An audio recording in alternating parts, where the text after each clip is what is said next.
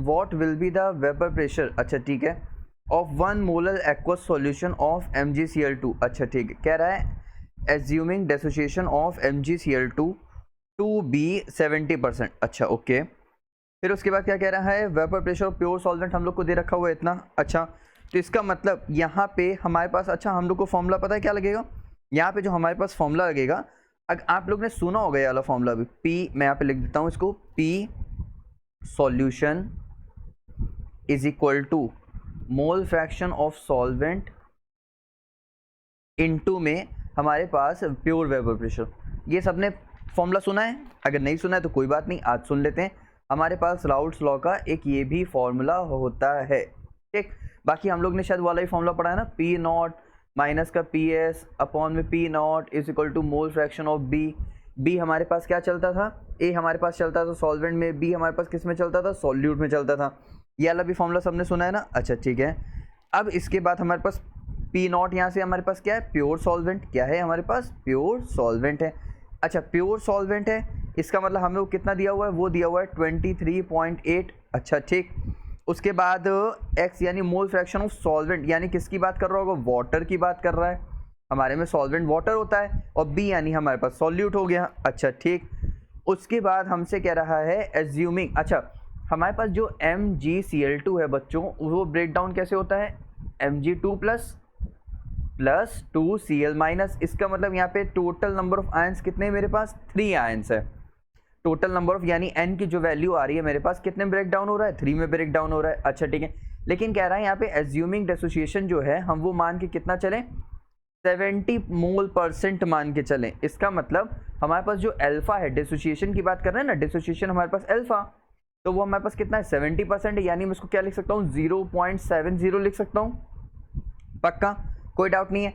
इसका मतलब अगर मैं यहाँ से, अगर अब डिसोसिएशन की बात कर रहा है, यहाँ पे डिसोसिएशन का फॉर्मूला क्या होता है बच्चों, वो होता है हमारे पास alpha is equal to I-1 upon में n-1, अच्छा ठीक है।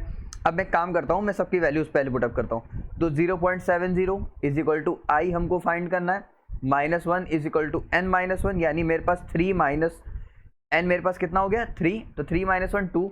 अब मैं 2 को उधर भेज देता हूँ, जैसे ही मैंने 2 को उधर भेजा तो यहाँ पे हो जाएगा 1.4 इज इक्वल टू I-1, यानी हमारे पास अब यहाँ से I इज इक्वल टू, अब 1 में से ये ऐड हो जाएगा, ये माइनस वाला इधर प्लस में हो जाएगा, तो 2.4 हो जाएगा। इसका मतलब मेरे पास I की वैल्यू यहाँ से कितनी आ गई बच्चों, 2.4 आ गई, अच्छा।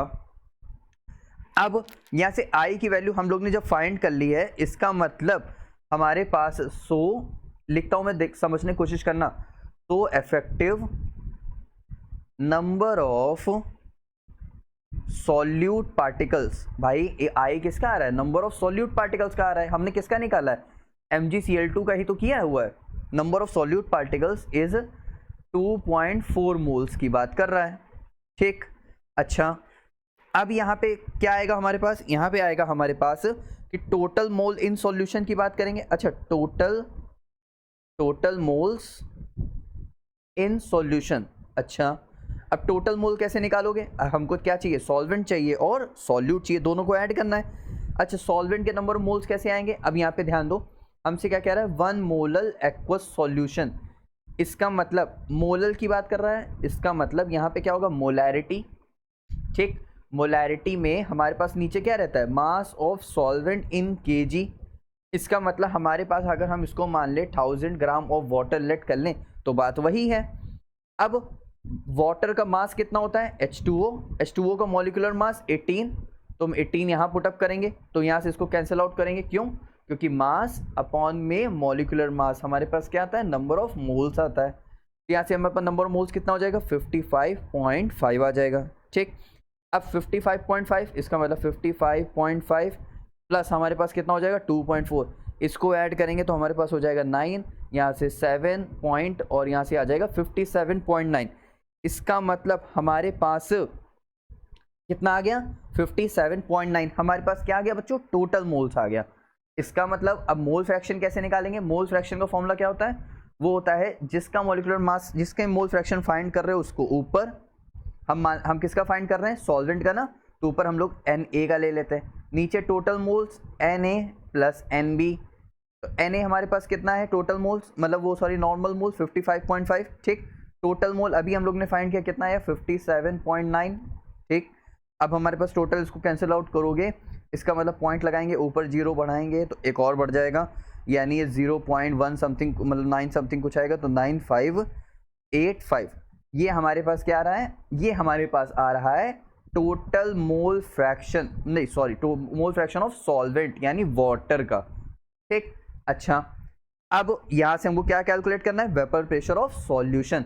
तो vapour pressure of solution is equal to mole fraction of solvent into pure vapour pressure. ये हमको पता चल गया 0.95 मान लेते हैं, इनटू में ये हमको पता चल गया कितना 23.8, जो कि क्वेश्चन में दिया हुआ था। यहाँ से सॉल्व करेंगे हमारे पास कितना आ जाएगा 22.8 mmHg, क्योंकि क्या फाइंड कर रहे हैं वेपर प्रेशर, तो प्रेशर की यूनिट mmHg हो गई।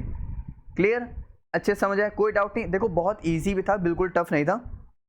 हम लोग ने पहले क्या किया, मोल्स फाइंड किए।